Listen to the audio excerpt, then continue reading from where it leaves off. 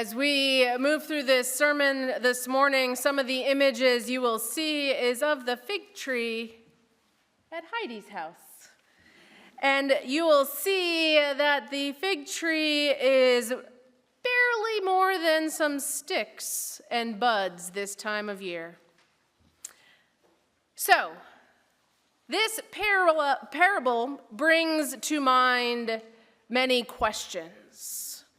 Some we heard the artist Hannah Garrity wonder about: who is God in this story? But also, as the children pointed out, what happens after the story? Because it ends sort of abruptly. Did the tree get chopped down? Did it yield fruit? We don't know. But I even wondered myself this week, why is there a fig tree in the vineyard? Turns out that's an easy one, and the kid's story actually kind of tells you that. But fig trees were traditionally and often planted amidst the grapevines because the birds love figs. And if they're in the fig tree, they're leaving the grapes alone. That one has an answer.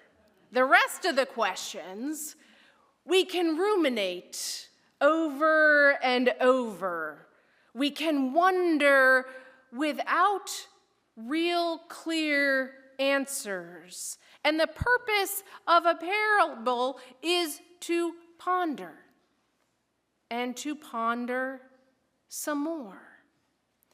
So this week I did just that. I ruminated, I pondered, I considered, and I stumbled on this poem from the book Black Liturgies, Prayers, Poems, and Meditations for Staying Human by Cole Arthur Riley. And it's entitled, "The Cocoon is Not a Cage." Your palm on your chest while your heart slows.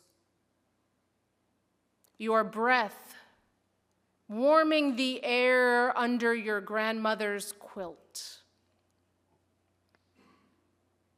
You rest for everyone who couldn't, satin crown defiant. I wish I knew how silence sounds to you.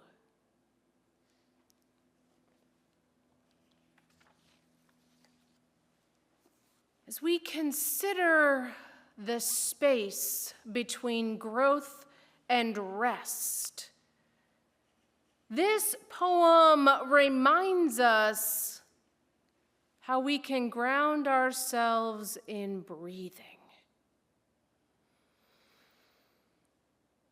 Breathing while holding our hand to our heart. Breathing while curled up in a favorite blanket, allowing our body to soothe itself. Resting, knowing that there are those around us who cannot rest.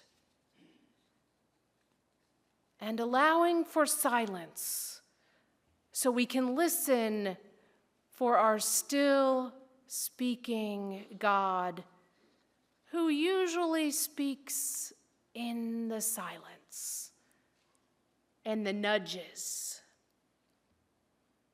In the midst of the constant bombardment of news and texts and life swirling all around us, cocooning for a while is not a cage, as the poem reminds us. It is not failure. Rather, it is the very way that we grow. It is the very way that we transform. And perhaps the gardener knew this. Let's make sure the tree has what the tree needs. Maybe some manure, some fertilizer. and let's leave it be. What the gardener likely already knew was that it takes at least 3 years for a fig tree to produce fruit. So it is very likely that it needed just a little bit more time. It is very likely that we need some more time too. And in that time, we need to ensure that we are being nourished.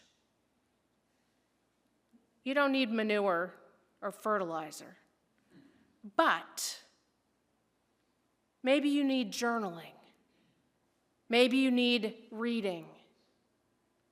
Maybe you need meditation. You need to be here in church. You need to sit looking at the birds outside your window. You need to go for a slow walk, not the walk of exercise, but the walk of noticing around your block. Maybe you need to call a friend. We must ensure that we are being nourished and then settle in to see what happens. Because when we've done our part and we settle in, we allow God to do God's part. But remember how it is with a cocoon. The caterpillar that enters into that cocoon first becomes some goo and then becomes a butterfly. That goo bit, it's not always pretty. It's not always fun. But it's what yields the butterfly. So I invite us to slow down, to embrace time of nourishment, and to allow for what is. Because that fig tree might not have had figs. But maybe it's where the people working in the vineyard sat in the shade. Maybe it's where the kids would go and climb. Maybe it's where a clothesline could be hung. Maybe it was a home for a bird nest. Sometimes just being and allowing for what is. Sometimes that's just what we need. Thanks be to God. Amen.